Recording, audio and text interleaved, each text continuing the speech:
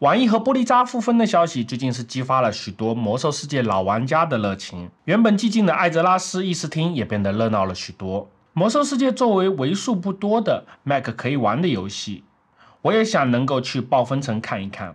macOS 对于触控板的调教，那是一直领先于 Windows 许多年。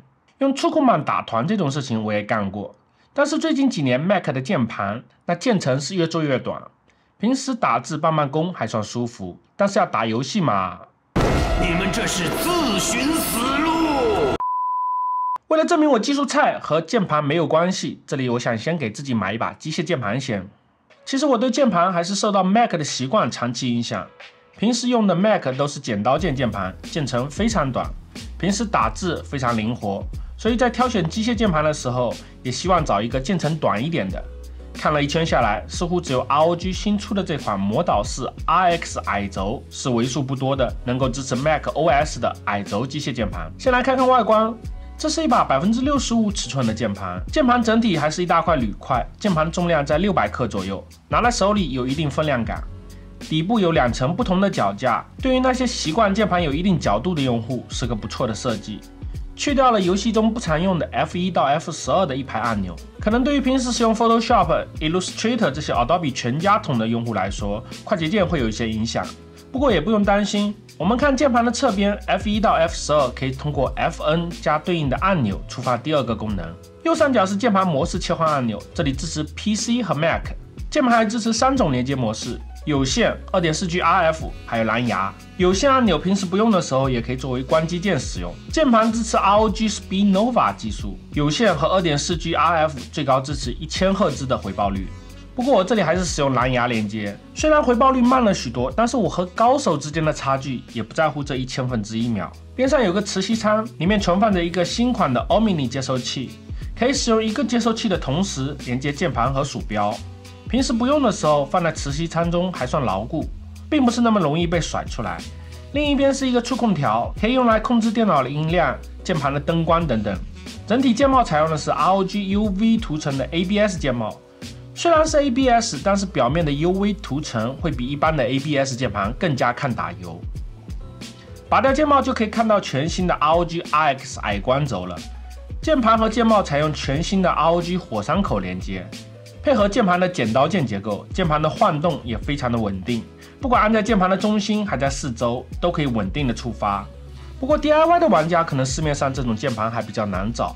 轴体有 ROG 红轴和蓝轴可供选择。ROG RX 矮红轴支持1毫米的触发键程，初始压力为40GF。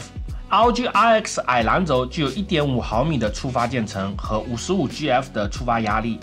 两款轴体和稳定器都是出厂预润滑的，要的就是服务。对于那些有精神洁癖，不愿意把新买来的键盘就大卸8块的用户，那肯定是福音呀。当然 ROG 嘛，必须要有光。键盘支持 ROG Aura Sync， 凹穿中心理论上支持 PC 和 macOS， 不过我找来找去也没找到 macOS 版本的下载，不知道国外的这些博主是从哪里搞到的下载链接。不过既然有人在用了，那离正式版放出也不远了吧。平时我键盘就开着白灯常亮，配上白色键盘的配色，有一种 Magic Keyboard 的错觉，有没有？如果关闭背光，使用 2.4G RF 接收器的情况下，电池标称430小时的续航。我这里使用蓝牙链接，回报率更低，只会更省电，理论上续航会比标称的更长。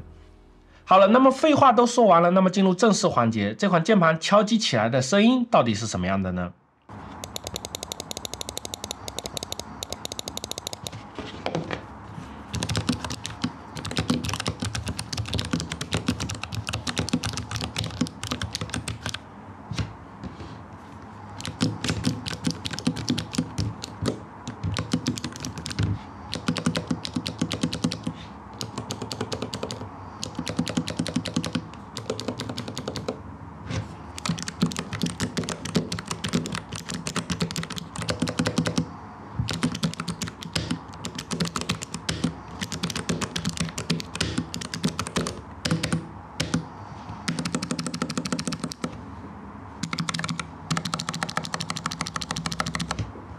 ？Apple 和 Nvidia 的关系可以追溯回2001年的 Nvidia GeForce 2 MX 年代，后来2008年 ，Apple 被卷入英特尔和 Nvidia 的专利战中。